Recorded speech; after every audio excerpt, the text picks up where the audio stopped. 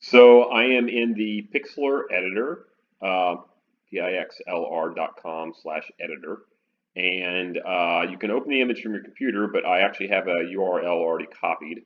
And so when I click on that, the only trick here is if I click in here and then paste it, I'm going to have http://http. It's going to put it in there twice. And when I do that, it's going to go, can't do anything. So what you just need to do is make sure you just back over that, assuming you have HTTP copied. You're not typing it by hand. And then the other thing is, don't make sure you don't accidentally have a space or anything out there. It needs to be clean, just .jpeg or ping or whatever it happens to be. Hit OK. Opens up. I got Mickey and I got Pluto, and I want to turn this into a transparent background. And the way I like to do this, rather than try to erase it and get really close, there's a better way to do this.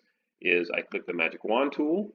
And when I click on the blue, it's going to grab most of the blue here. So when I do that, you can see the kind of dotted line that it does all the way around. This is everything that's going to grab. And if I hit backspace or delete, it'll clear all that out. Now there's two problems right now. First of all, it did not grab all the blue because it wasn't actually all exactly the same color. There's a little bit of a gradient going on down there, including you'll notice under Pluto down there, he's got some shadow down there that's not quite the right color either. The other thing is it doesn't have the checkered background that a transparent image typically has. So there's two things I have to fix. So I'm going to back up. If you look over here at the history, if you just, this is like undo, so I can go back one or back two. So this is back to where I started. So first of all, I need to unlock this so I can get at that kind of invisible background. For whatever reason, usually when you open up an image, the background is locked. If you, this little lock here, it says double click to unlock. If I double click on that, it says layer 0. Now when I delete this blue, it'll actually show me the transparent background. I don't know why you have to do that, but you do.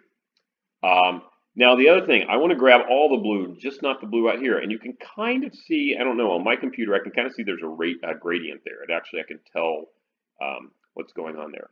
So up here at tolerance, this is how much blue am I going to grab, or whatever I click on, how close to that color I'm going to be. So if it's all one solid color, this will work fine. But if it's maybe kind of from one color and very close, this often is a way to grab a whole bunch more of it all at once. And I usually find about 50 is about good for most things, like if they're close to the same color. So now that I've got that at 50 up there, if I click again in the middle here, what you're going to notice, if it'll work, what's going on here? Maybe I just need to switch back. Okay, got tolerance 51. I got my last. Okay, now it's looking at the magic wand. Okay, now it's, you can kind of tell it's grabbing everything now. See everything, the dashed line kind of around everything, including it's going to crop out his shadow or delete his shadow, and the shadow behind Mickey is going to get rid of all that. So if I hit delete now or backspace, now it's gotten rid of all of that. It's beautiful, nice transparent background.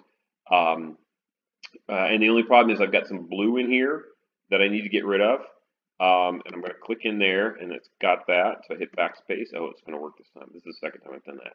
And then in here, I'm going to delete that. Now, there's some areas in here that are a little small. I might want to zoom in. So if I go view, and you can see the zoom in is Control++, which I could just do using Control++ using my keyboard, or Control+ rather. So I can zoom in a little, and I'm going to do it with my keyboard now. Control+ all at the same time. And then I can use the bars over here. So I'm a little zoomed in, if I can get this to work. And that way I can make sure the problem is what'll happen, especially if you're zoomed out, you might accidentally kind of hit this, and oh, I'm going to accidentally delete, part of Pluto. I've hit delete there. Say, oops, didn't mean to do that. Go back one. Okay, so I'm going to grab this area in there. I'm going to delete it.